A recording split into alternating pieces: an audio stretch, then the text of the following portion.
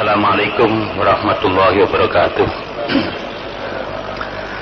Bismillahirrahmanirrahim. Innal hamdalillah nahmaduhu wa nasta'inuhu wa nastaghfiruh wa na'udzu bihi min shururi anfusina wa sayyiati a'malina. May yahdihillahu fala mudilla lahu wa may yudlil fala hadiya lahu. Asyhadu an la ilaha illallah wahdahu la syarika lahu wa asyhadu anna Muhammadan abduhu wa rasuluhu la nabiyya ba'da. Allahumma salli wa sallim ala Muhammad wa ala alihi wa ashabihi wa mawala. Amma ba'du, ma'asyiral muslimin rahimakumullah. Alhamdulillah, segala puji hanya untuk Allah yang telah melimpahkan nikmat karunia-Nya kepada kita semua, sehingga saat ini kita berada di masjid ini untuk mengingat Allah, agar hati kita menjadi tenang, menjadi damai, dan menambah keimanan kita kepada Allah Subhanahu wa Ta'ala, sehingga kita mampu untuk beramal soleh dalam mengarungi hidup dan kehidupan ini. Semoga dengan itu kita termasuk orang-orang yang beruntung, orang yang berhasil dalam mengarungi kehidupan di dunia ini maupun kelak pada saat kita menghadap Allah Subhanahu wa Ta'ala. Amin. Bapak-bapak sekalian yang kita hormati, kajian kita ini masih berkaitan dengan islahul qulub, upaya-upaya kita untuk memperbaiki hati kita agar kita memiliki qalbun salim, hati yang sehat, hati yang bersih, yaitu hati orang yang beriman. Jangan sampai kita memiliki qalbun saqim, jangan sampai kita memiliki qalbun saqim, hati yang sakit, hati-hati yang rusak. Bapak dan sekalian yang kami hormati, yang lalu kita sudah sedikit membahas tentang ciri-ciri hati yang sehat itu, dan sebaliknya juga ciri-ciri hati yang sakit itu. Sekarang kita memasuki poin ketiga yang terkait dengan ciri hati-hati yang sehat tersebut. Hati yang sehat pada poin yang ketiga ini, dia akan ijabatu da'watil iman wa hubbul izdiyadi min. Hati yang sehat akan memperkenankan panggilan iman dan mencintai upaya-upaya untuk menambah bekal keimanannya ini, sehingga imannya ini semakin kuat, semakin kokoh. Bapak-bapak sekalian yang kami hormati, pemilik hati yang sehat akan memperkenankan dakwah yang mengarahkan kepada keimanan ini, sebagaimana yang disampaikan oleh Allah SWT bagi pemilik hati yang sehat tersebut dengan firman-Nya, Rabbana innana sami'na munadiyan yunadi lil imani an aminu birabbikum fa amanna Rabbana faghfir lana dhunubana wa kaffir 'anna sayyi'atina wa tawaffana ma'al abrar. Al-Imran 193. Bapak dan sekalian, di sini orang yang memiliki hati yang sehat, hati yang selamat, dia berdoa, dia menyatakan, ya Tuhan kami, sesungguhnya kami telah mendengarkan seruan orang yang menyeru kepada keimanan ini, agar kita semua beriman kepada Tuhan kami. Maka kami memperkenankan seruan itu, fa'amanna, maka kami beriman. Rabbana, ya Tuhan kami, faghfir lana, maka ampunkanlah dosa-dosa kami, ampunilah kami dzunubana, dosa-dosa kami, wa kaffir 'anna, dan tutuplah dari kami sayyi'atina, kesalahan-kesalahan kami, wa tawaffana ma'al abrar, dan wafatkan kami beserta orang-orang yang baik. Bapak dan sekalian, ini adalah merupakan satu ungkapan, satu sikap bagi orang yang memiliki hati yang sehat dan senantiasa memperkenankan panggilan iman apabila ada penyeru Itu baik dai maupun asatid, para guru yang menyeru kepada keimanan. Maka mereka menjawab, fa'amanna, kami beriman. Artinya memperkenankan panggilan tersebut dengan menyatakan diri sebagai orang yang beriman. Dan selanjutnya memohon kepada Allah, Rabbana faghfir lana dzunubana wa kaffir 'anna sayyi'atina wa tawaffana ma'al abrar. Ya Tuhan kami, maka selanjutnya ampunilah dosa-dosa untuk kami dan hapuskanlah segala kesalahan-kesalahan kami dan wafatkanlah kami beserta orang-orang yang baik. Bapak dan Saudara sekalian, begitu sikap orang-orang yang memiliki hati yang sehat. Yang memang orang yang beriman ini, orang yang memiliki hati yang sehat ini condong kepada yang baik-baik, kepada yang benar-benar. Orang yang memiliki hati yang sehat tidak akan memperturutkan hawa nafsunya dalam mengarungi hidup dan kehidupan ini. Yang mana hawa nafsu ini akan cenderung untuk pada perbuatan fahsya wal munkar. Hawa nafsu ini condong dan cenderung untuk merusak, untuk melampaui batas. Dan orang yang memiliki hati yang sehat tidak akan memperkenankan, tidak akan mengikuti, menuruti hawa nafsu itu sendiri.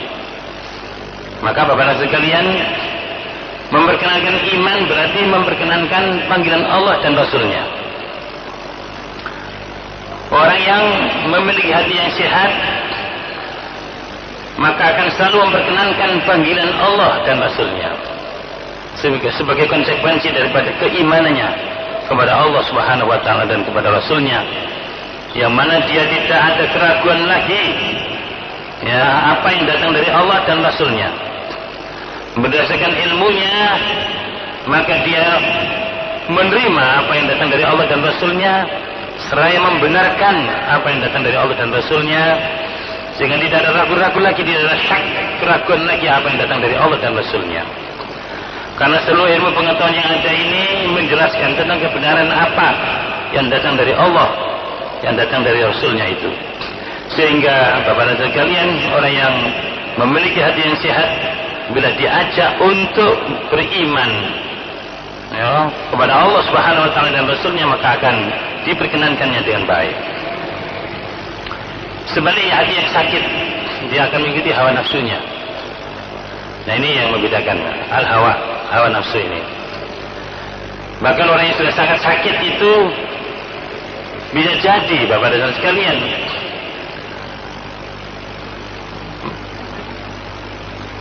sudah menyatakan atas nama Allah, tetapi sebenarnya untuk keperluan atau kepentingan hawa nafsunya.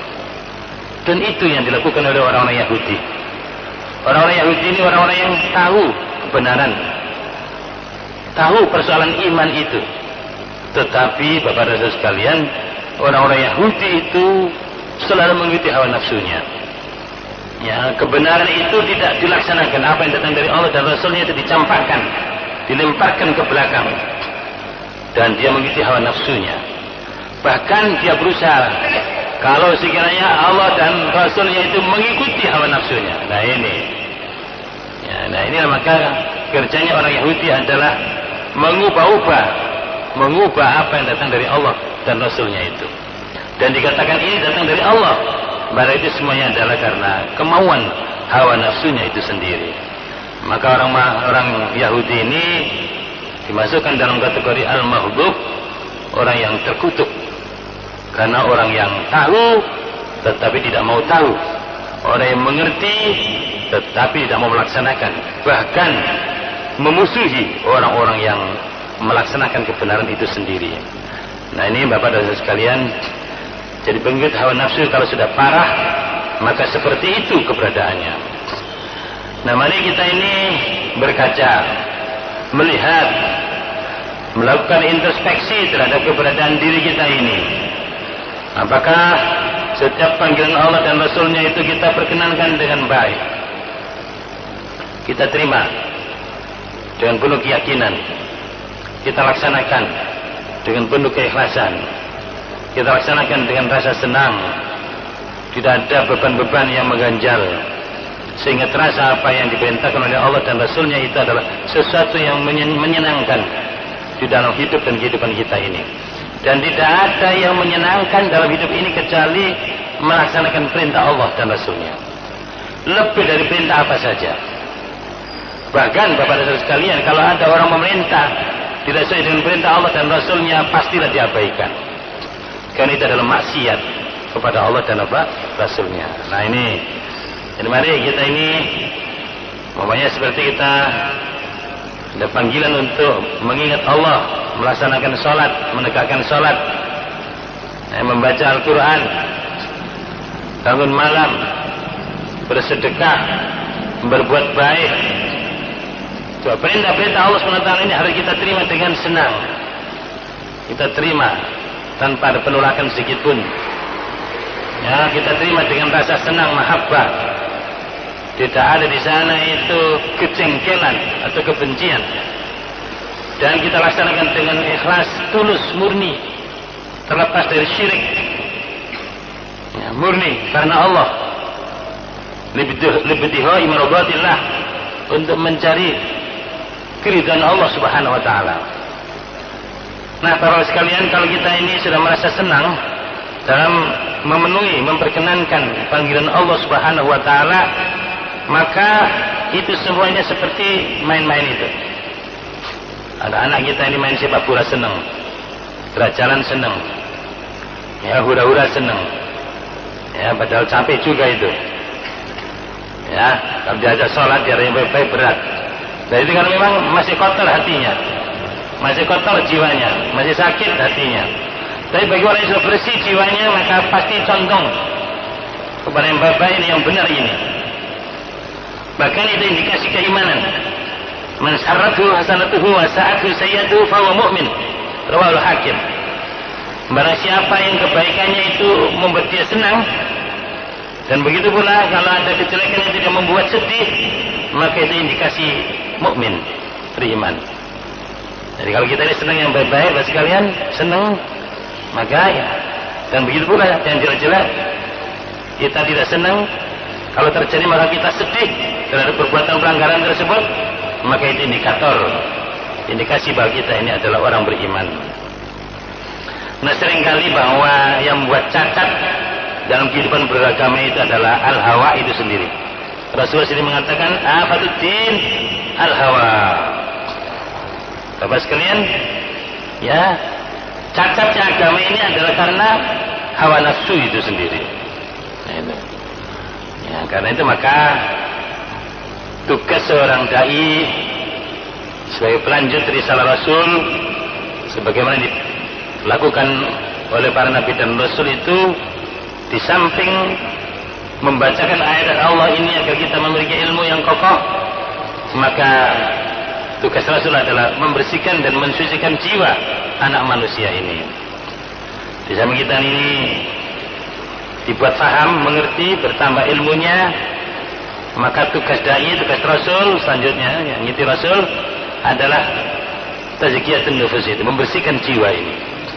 Sebetulnya banyak orang yang mengerti Al-Quran, mengerti Sunnah, memiliki ilmu pengetahuan, tetapi tidak mampu melaksanakan Al-Quran dan As-Sunnah itu sendiri.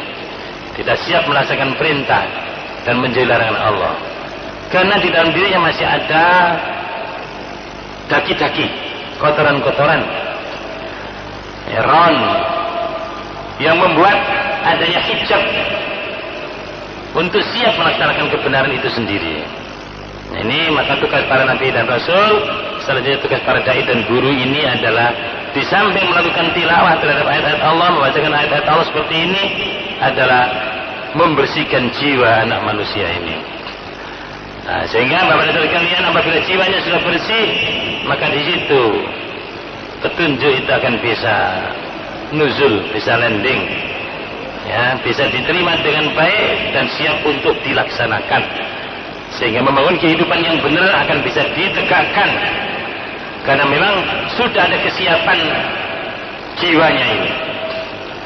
Dari segi pemahaman, dari segi pemikiran, dari segi ilmu sudah kokoh, dari segi kejiwaan sudah bersih, ya, sudah suci, sehingga bisa menangkap kebenaran itu dengan baik dan siap untuk dilaksanakan. Bapak sekalian yang kami hormati,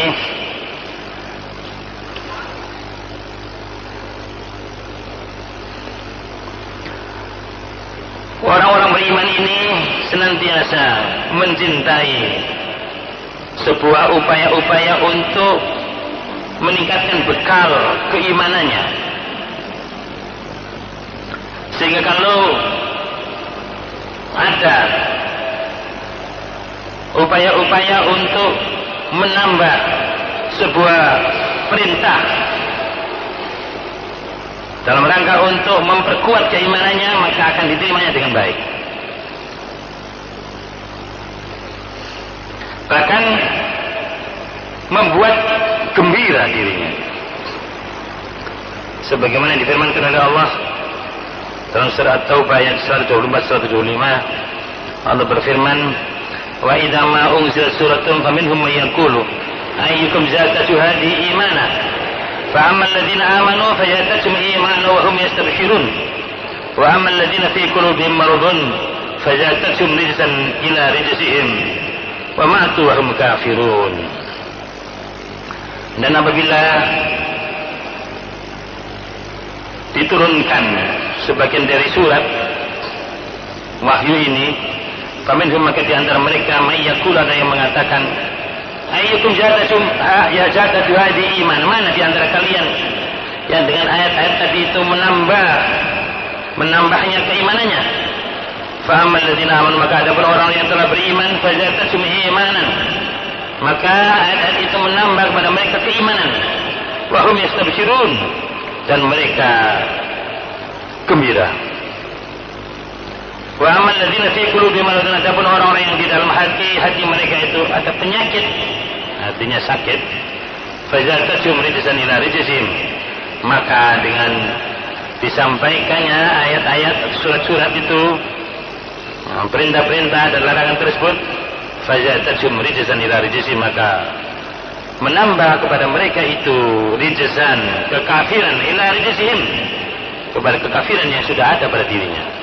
Wa matu wa hum kafirun, mereka mati sedangkan mereka dalam keadaan kafir. Apa dasar sekalian, kalau orang itu selama memiliki penyakit di dalam hatinya, maka ketika diajak untuk berbuat baik itu, maka tidak semakin baik, tetapi semakin mengotori jiwanya, ya, semakin dia membuat kafir, semakin jengkel. Nah itu. Dan mungkin aja di antara anak-anak yang menjadi tanggung jawab kita, ya, Bapak sekalian, ketika diajak untuk berbuat baik, tidak senang seperti orang yang beriman diajak untuk berbuat baik. Nah ini indikasi-indikasi yang juga perlu kita waspadai. Dan sampai kita sebagai orang tua, sebagai guru, sebagai pengurus masyarakat, jamaah, bila ada indikasi-indikasi yang menunjukkan kekotoran jiwa, ya, sakitnya hati, sakitnya jiwa, ya, apabila disampaikan sebuah kebenaran, maka seringkali ada sifat, ya, rasa kejengkelan, rasa jengkel, rasa menolak, tidak siap untuk melaksanakan, hanya didengar oleh telinganya dan tidak sampai hatinya dan menggerakkan anggota tubuhnya untuk melaksanakannya. Betapa banyak manusia-manusia yang seperti ini, Bapak dan sekalian, jika disampaikan kebenaran, ya, tidak menambah keimanannya sehingga ada kekuatan untuk melaksanakan, tetapi malah semakin mengotori hatinya, mengotori jiwanya, dan semakin menambah kekafirannya, keingkarannya kepada Allah Subhanahu wa taala. Bapak-bapak sekalian yang kami hormati, hal yang seperti ini perlu kita perhatikan. Jangan sampai kita sebagai orang tua hanya memperhatikan persoalan yang bersifat fisik daripada anak-anak kita, keluarga kita. Kita hanya disibukkan bagaimana apa yang dimakan hari ini, ya, bagaimana nasibnya nanti, pekerjaan apa yang bisa kita siapkan untuk anak kita, tetapi kita tidak peduli terhadap bagaimana pertumbuhan dan perkembangan hati, rohani, jiwa anak-anak kita ini. Sebab lingkungan kita sekarang ini ada lingkungan yang tidak kondusif, Bapak dan sekalian. Arus global yang ada ini tidak menambah sehatnya jiwa, sehatnya rohani. Berita-berita yang ada dalam keseharian, informasi yang terus-menerus sampai kepada anak kita lewat berbagai media cetak maupun elektronik, lewat koran-koran, majalah-majalah, buku-buku bacaan, ya, lewat HP, media elektronik yang ada, dan seterusnya, itu sekarang condong untuk mengotori hati anak manusia ini. Ya, sekarang ini anak-anak tingkat SD saja sekarang ini sudah main-main. Sudah Pak? Main-main. Tingkat SD ini. Belum lagi SMP, SMA. Kalau kita lihat arus kehidupan umat manusia yang ada ini, Masya Allah luar biasa. Untuk mengajak kepada kebaikan itu amat berat, karena hatinya sudah terkotori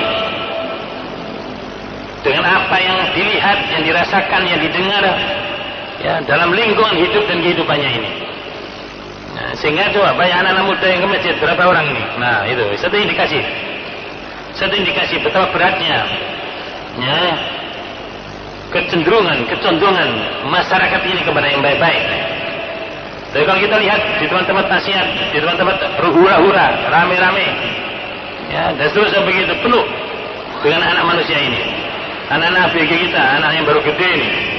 Sekarang ini coba, arus-arus yang ada yang terjadi di tengah masyarakat, dan mereka pinter untuk membuat sebuah permainan yang membuat anak-anak kita ini tertarik, terpana, tersihir.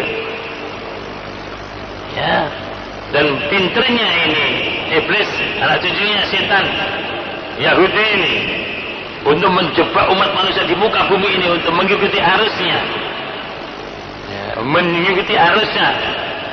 ya, menjadi pengikut-pengikutnya itu. Ya, bagi yang tua, bagaimana caranya untuk menarik orang-orang tua, yang muda bagaimana, begitu. Yang anak-anak bagaimana, yang wanita bagaimana. Mereka lihai dalam mempengaruhi, dalam menjebak, dalam menciptakan arus, sehingga tidak terasa kita ini sudah berada di dalam arus mereka itu semua. Sehingga bapak-bapak sekalian, wajar saja hati ini semakin rusak, semakin sakit, tetapi tidak dirasa. Tetapi kalau kita memahami indikasi seperti ini, kita memiliki isu analitis istilahnya, untuk melihat, hati anak kita ini sudah sakit, hati masyarakat ini sudah sakit, hati pemerintah sudah sakit. Itu bisa melihat dari mana? Dari informasi dari langit ini, dari ayat-ayat Allah ini. Nah, dari ayat-ayat Allah ini. Jadi kalau umat manusia ini sudah berat untuk diajak kepada kebaikan, maka itu adalah hati yang sakit. Dan untuk memperbaiki hati yang sakit itu bukan pekerjaan yang gampang, Bapak-Ibu sekalian. Berbeda kalau liver sakit itu, ya, ganti liver bisa. Nah, ya, beda kalau tubuhnya, fisiknya yang sakit. Sekarang ilmu pengetahuan untuk medis ini sudah berkembang pesat sedemikian rupa. Kalau fisiknya sakit, mudahlah untuk mengobatinya. Tetapi kalau hatinya, jiwanya sudah sakit, itu tidak mudah untuk memperbaikinya. Bapak dan sekalian, jadi ini harus menjadi kewaspadaan kita semua. Dan sampai orang tua ini dibuat sibuk hanya untuk memenuhi tuntutan kebutuhan fisik anak-anak kita, dan kita tidak sempat untuk mengantarkan putra-putri kita ini terjaga fitrahnya, terjaga kebersihan dan kesucian hatinya, sehingga anak-anak kita luluh untuk hidup yang baik-baik, yang benar-benar ini. Nah, ini kewaspadaan. Nah, sekarang ini di dunia pendidikan ini dengan majunya media pembelajaran, ya, alat-alat media ICT, ya, media informasi, Bapak dan Ibu sekalian, sekarang ini sudah luar biasa. Semakin transparan istilahnya. Yang jelek semakin transparan. Mau berbuat jelek terbuka lebar, lapangannya luas, di mana saja bisa. Klik HP sudah bisa ini, internet sudah bisa. Sudahlah, ini namanya kemaksiatan dan kemungkaran ini sudah di mana-mana. Apa yang bisa untuk mengontrol, mengendalikan diri kalau putra-putri kita, keluarga kita tidak terjaga kefitrahan dan kesuciannya? Bapak dan sekalian, gangguan, godaan dan cobaan iman ini dalam kehidupan kita ini semakin hari semakin berat. Jika kita tidak mampu membekali keimanan agama ini kepada putra-putri kita, maka pastilah dijamin larut mengikuti arus yang ada. Tetapi apabila kita berhasil mengantarkan putra-putri kita memiliki iman, maka dia akan mampu memilih, walaupun di dunia yang serba deras, arus kemaksiatan dan kemungkaran ini, tetapi apabila ada iman, dia akan bisa menjaga diri akan memiliki wiqayah, kemampuan untuk menjaga diri dari pelanggaran, dari berbuat maksiat dan mungkar. Artinya takwa itu akan bisa dipertahankan, akan bisa ditingkatkan. Bapak dan saudara yang kami hormati, orang-orang yang memiliki hati yang sakit, maka kita bisa melihat itu melanggar, merintangi ya tegaknya jalan Allah ini. Nah ini.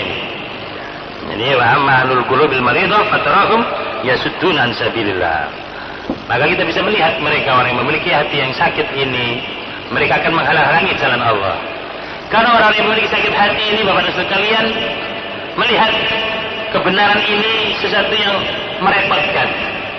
Ayo Pak, kalau ada anak-anak kita diajak sholat, kok terasa abot, terasa berat, nah ini satu indikasi, ya, satu indikasi. Kalau perintah-perintah agama itu sesuatu yang memberatkan, merepotkan, wah sudah indikasi, sudah kotor ini, ada warning ini. Ya, itu sebenarnya sebuah alarm yang kita sebagai orang tua harus waspada dan sikap bahwa ada sesuatu yang bersifat mendasar yang harus kita perhatikan. Bapak dan saudara sekalian yang kami hormati, orang-orang yang memiliki sakit hati ini bukan hanya sekedar berat, tapi kalau menjadi semakin berat hatinya, sakit hatinya, parah sakit hatinya, maka tidak hanya terasa berat, tidak hanya terasa merepotkan agama ini, tapi agama itu nanti dianggap sesuatu yang menghambat. Tuh ini ya. Jadi kalau ada orang menganggap bahwa agama itu menghambat kemajuan. Jadi kalau ada manusia ya menyatakan bahwa agama Islam itu menghambat kemajuan, maka Bapak dan sekalian itu indikasi bahwa dia adalah orang yang sakit jiwanya. Ya, kalau Islam ini dianggap sesuatu yang menghambat pembangunan, menghambat kemajuan, maka kalau bisa Islam itu disingkirkan dari kehidupan ini, maka inilah orang-orang yang masuk dalam kategori yasudduna an sabilillah, menghalang-halangi dari jalan Allah. Mereka adalah orang-orang munafik, mereka adalah orang kafir, ya, mereka adalah orang-orang yang fasik. Itu semua adalah orang-orang yang sakit hatinya, yang sakit jiwanya, yang merana rohaninya. Bapak dan Ibu sekalian, Allah sendiri mengatakan dalam firman-Nya dalam surat Ibrahim ayat 3, alladzina yatahibbuna al-hayata ad-dunya 'ala al-akhirah wa yasudduna an sabilillahi wa yabghunaha iwaja ulaika fi dhalalin mubin. Yaitu orang-orang yang lebih mencintai dunia daripada akhirat, dan mereka berusaha untuk menghalang-halangi dari jalan Allah dan menghendaki jalan Allah itu menjadi bengkok. Ulaika fi dhalalin mubin. Mereka itu di dalam kesesatan yang jauh. Nah ini Bapak dan Ibu sekalian, biasanya orang-orang yang dilanda penyakit hati ini karena memang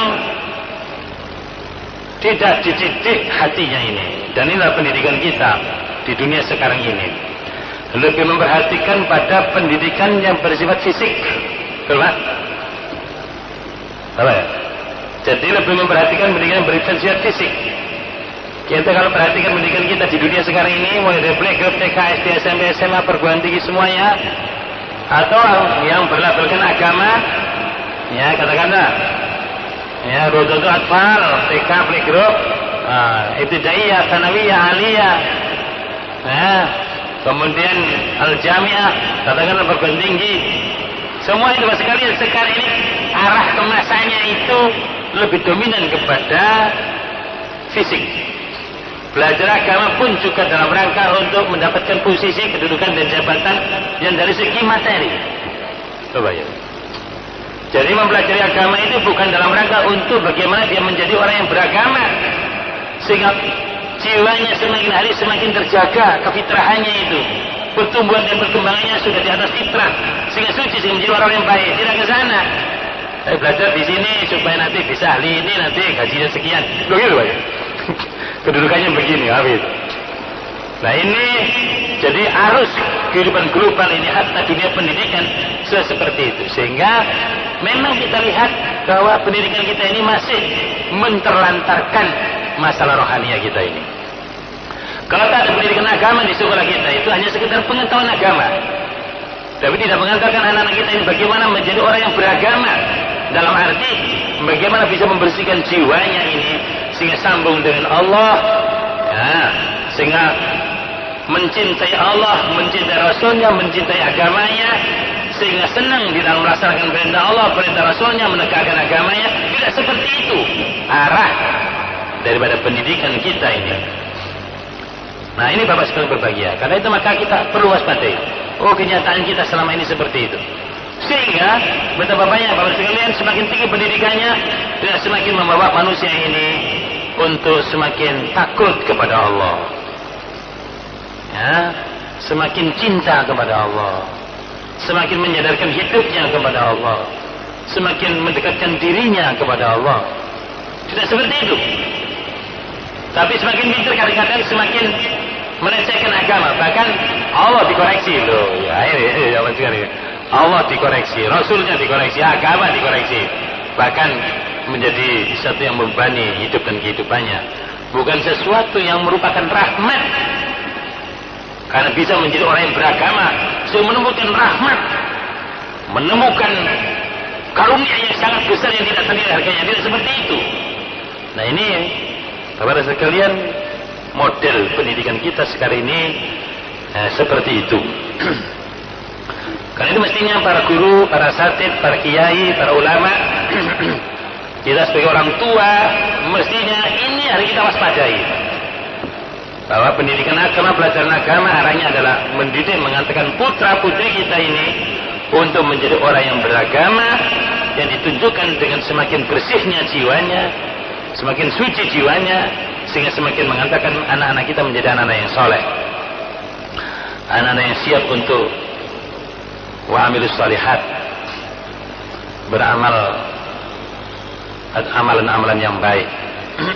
Amalan-amalan yang baik. Bapak dan sekalian, nah karena pendidikan itu arahnya ke sana, tidak ada sistem evaluasi terhadap pendidikan rohani ini. Semuanya tingkat TK, SD, SMP, SMA dan perguruan tinggi. Bagaimana rohaninya? Nggak ada. Yang ada itu sistem evaluasi itu mengarah kepada kecerdasan otak. Yang terbatas hanya pada hal yang bersifat atau berdimensi materi. Tetapi pendidikan ini tidak. Bagaimana? Dari TK, SD, SMP, semakin baik ibadahnya, semakin baik pelaksanaan syariatnya. Ke SMA juga seperti itu, perguruan tinggi. Nah, mestinya semakin tinggi pendidikannya, maka semakin mengantarkan kita ini, ya, menjadi manusia-manusia yang lebih taat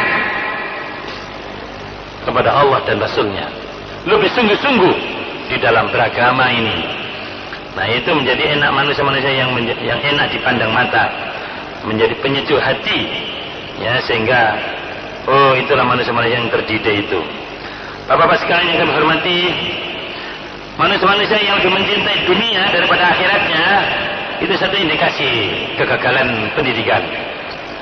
Jadi kalau manusia itu orientasi dunia yang lebih kental, kemudian mengorbankan akhiratnya, sehingga dia tidak takut dalam melakukan pelanggaran, ya, katakan KKN, korupsi, kolusi, nepotisme, atau mungkin menyogok, ya, riswah, ya, dan seterusnya begitu. Itu kok semakin menjadi ini karena mereka lebih mencintai kehidupan dunia daripada kehidupan akhirat. Tidak sadar bahwa kita akan kembali kepada Allah, kita akan menemui akhirat sebagai kehidupan yang kekal, yang merupakan akibat implikasi dari kehidupan kita di dunia ini. Bahwa seluruh perbuatan kita ini punya implikasi pada baik dan tidaknya kita hidup di akhirat nanti. Nah, orang yang mengabaikan akhirat, mementingkan dunianya, maka seringkali mereka itu menghalang-halangi kebenaran, menghalangi jalan dari jalan Allah ini. Bahkan supaya bengkok jalan yang lurus itu menjadi bengkok. Karena dengan itu dia bisa berbuat pelanggaran, bisa korupsi, kolusi, bisa nepotis, bisa macam-macam. Nah ini ya sekalian. Maka orang yang seperti itu adalah ulaika fi dhalalim ba'id. Mereka itu berada di dalam kesesatan yang jauh. Bapak dan sekalian, kita lihat orang-orang yang memiliki hati yang sehat, selalu berpikir tentang dirinya, tentang penciptaan langit dan bumi ini, tentang petunjuk yang datang kepada mereka dari Tuhannya, yang membuat mereka itu sadar akan adanya hikmah yang besar dalam kehidupannya. Dan petunjuk dari Allah SWT itu membuat kesadaran mereka akan adanya kematian dan seterusnya, sehingga mengantarkan mereka itu mampu mengontrol kehidupannya, baik masa yang lalu, sekarang maupun yang akan datang. Mereka sadar akan adanya surga yang disediakan oleh Allah pada hamba-hambanya yang beriman, yang menjaga keimanannya dan meningkatkan keimanannya. Dan disadar bahwa nanti juga ada azab siksa yang nanti yang menunggu mereka yang memiliki sakit hati, sakit jiwa tadi itu. Jadi itu mereka orang yang fasik, orang munafik, orang yang kafir itu. Dan mereka juga orang-orang yang memiliki iman yang memikirkan tentang mukjizat Muhammad Rasulullah SAW dan dalil-dalil tentang kebenaran yang dibawa oleh beliau, dan bagaimana cara untuk melaksanakan, mempraktekkan apa yang diperintahkan oleh Allah dan Rasulnya itu agar mampu merealisasikan kebahagiaan dunia dan akhirat, dan agar mereka mampu menjaga diri mereka dari siksa api neraka. Jadi Bapak dan orang yang beriman ini, Bapak dan sekalian, memiliki pandangan hidup yang utuh, bahwa hidup itu tidak hanya di dunia ini, bahkan dia bisa menempatkan dunia ini dalam rangka kepentingan akhirat. Itu orang yang cerdas, ya, orang yang cerdas. Tapi kalau orang yang gak cerdas malah mengorbankan akhirat untuk kepentingan apa? Dunianya. Dan orang yang cerdas adalah orang yang bagaimana bersungguh-sungguh di dalam menguasai kehidupan di dunia ini untuk kepentingan sukses di akhiratnya. Kesadaran-kesadaran yang bersifat global seperti ini ada pada orang-orang yang memiliki hati yang sehat ini. Bapak dan sekalian, bahkan kesadaran yang seperti itu mampu mengontrol, mengendalikan dirinya ini untuk tidak menyimpang karena kewaspadaannya, karena takutnya kepada siksa api neraka. Kemampuannya untuk menjaga diri dari penyimpangan sehingga terjaga dari siksa api neraka membuat dia puas dalam kehidupannya ini, nah, dalam kehidupan di dunia ini, nah, apalagi nanti di akhirat.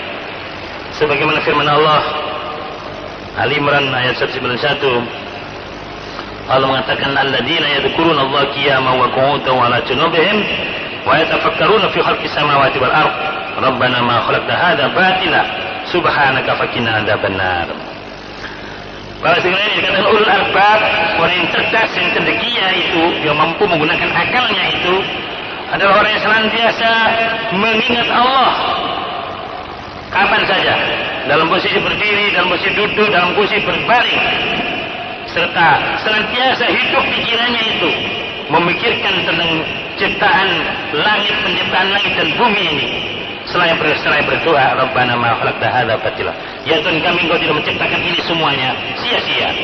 Subhanaka, maha suci Engkau, faqina adzabannar, maka jauhkanlah kami dari siksa api neraka. Begitu Bapak dan Saudara sekalian, dimensi fikir dan zikirnya terus berjalan, bisa menangkap, memahami ayat-ayat Allah, ayat-ayat kauniyah yang ada di alam semesta ini, maupun ayat kauliyah firman Allah yang turun pada para nabi dan rasulnya. Sehingga dengan begitu Bapak dan sekalian, ya, dia bisa memahami kehidupan ini dengan benar. Bahkan dia menyimpang dari ilmu itu sendiri. Kalau menyimpang dari Allah dan Rasulnya, berarti dia berbuat bodoh dalam hidup ini. Tetapi kalau dia istiqomah di jalan kebenaran, di jalan Allah dan Rasulnya, berarti berada di jalan ilmu. Ya, di jalan ilmu, dia menetapi keilmuan yang ada ini. Nah, dan dia akan berada pada Rabbana ma khalaqta hadza batila subhanaka faqina adzabannar. Dia akan hidup dalam kehidupan yang penuh makna, penuh arti, tidak sia-sia dan terlepas dari penyimpangan dari siksa api neraka. Sehingga keberadaan orang yang beriman seperti ini, kerjanya adalah selalu berbuat baik, menciptakan kebaikan, membangun kebaikan, memberikan manfaat, menciptakan nilai tambah. Dan inilah yang namanya bapak pembangunan itu. Jadi Bapak sekalian, baru dikatakan bapak pembangunan apabila kita istiqomah di jalan yang benar ini, karena kita mampu memfungsikan pikiran kita maupun hati kita.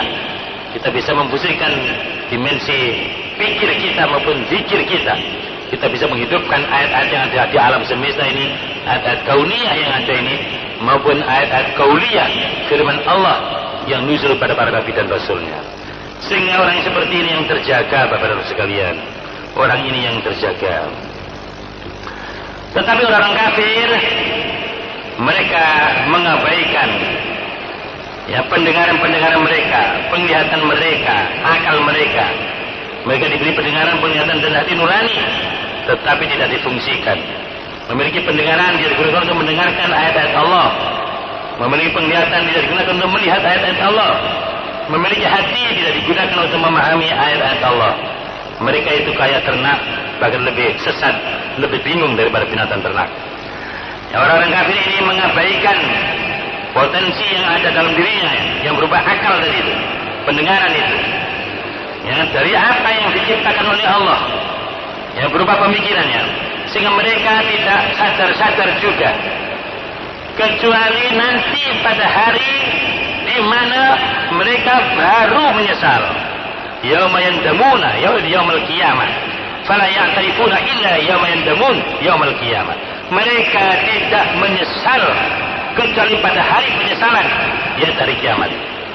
Ya, di dunia ini mereka bergelimang dosa dan noda, maksiat, mungkar, keji dan lain sebagainya, dan juga tidak kapok-kapok, nggak kapok-kapok, ada penyesalan.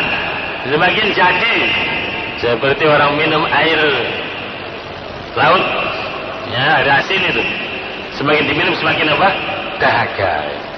Ya, ini tempat-tempat kemaksiatan, diskotik, tempat-tempat yang macam-macam itu Bapak sekalian. Dan semakin hari semakin menjadi-jadi, maka mereka tidak menyesali, bahkan semakin senang, semakin bangga. Nanti, ya, yauma yandamun, pada hari penyesalan, itu hari kiamat baru tahu. Sebagaimana yang difirmankan oleh Allah, wa qalu law kunna nasma'u aw naqilu ma kunna fi ashabis sa'ir fa'tarafu bi dzambihim fasuqal li ashabis sa'ir. Wa qalu, dan mereka mengatakan, law kunna nasma'u, kalau sekiranya kami dulu mendengar, aw naqilu, atau menggunakan akal saya, ma kunna fi ashabis sa'ir, tidaklah kami ini berada di neraka sa'ir. Loh Bapak sekalian, jadi kalau sudah di akhirat, di kiamat, di neraka, baru menyesal, baru getun katanya orang Jawa, ya, getun. Fa'tarafu bidambi, maka baru sadar akan dosa-dosanya. Fasukon, maka jauh dari rahmat Allah, lihat habis sa'ir, bagi penghuni neraka sa'ir tersebut. Dan tidak ada artinya lagi kalau sudah di neraka baru apa? Menyesal, ya. Kalau sudah di akhir baru menyesal, pintu tobat sudah ditutup, ya, neraka sudah dibuka, baru menyesal. Semoga kita yang hadir ini dikuatkan oleh Allah iman kita, dibersihkan, disucikan hati kita, sehingga kita adalah orang-orang yang memiliki qalbun salim, dan kita nanti menghadap Allah dengan qalbun salim, dengan hati yang selamat, hati yang bersih dan hati yang suci. Dan orang yang memiliki hati yang bersih dan suci ini adalah hati orang yang beriman, dan inilah yang akan dimasukkan oleh Allah ke dalam surganya. Semoga kita semua ini menjadi ahlul jannah, ya Bapak, kita ini adalah penghuni surga nanti di akhirat. Demikian kita sudahi dengan doa kafaratul majelis. Subhanakallahumma rabbana bihamdika asyhadu an la ilaha illa anta astaghfiruka wa atubu ilaik. Wa sallallahu ala Muhammadin wa alihi washabihi ajmain. Walhamdulillahirabbil alamin. Assalamualaikum warahmatullahi wabarakatuh.